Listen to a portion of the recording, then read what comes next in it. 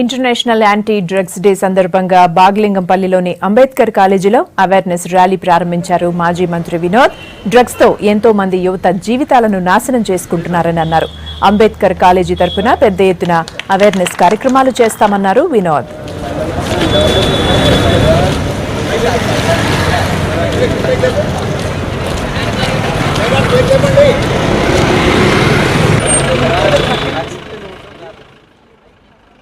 Doctor Ambedkar కాలేజ్లో ఈ ర్యాలీని మేము ఇనాగ్రేట్ చేసినాము. స్వర్గీయ పెద్దలు వెంకటస్వామి గారి ఆశల ప్రకారంగానే ప్రత్యేకంగా మేము ఈ కాలేజ్ ఆయన తీసుకున్న మంచి కార్యక్రమాన్ని 43 ఏళ్ల కింద సంది ఇవాళ దాకా కూడా కంటిన్యూ చేస్తున్నాం. ఈ కార్యక్రమం ఏంటంటే ఒక అవేర్నెస్ అనేది కార్యక్రమాన్ని ఒక పెద్ద ఎత్తున పెట్టుకున్నాము.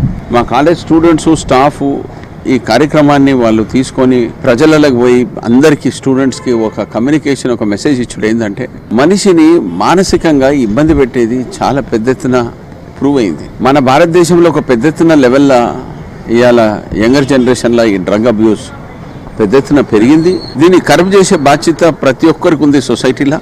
మేము మా కాలేజ్ తరఫునే కాదు మా తరఫు నుంచి కూడా అందరికీ అపీల్ చేస్తున్నాము.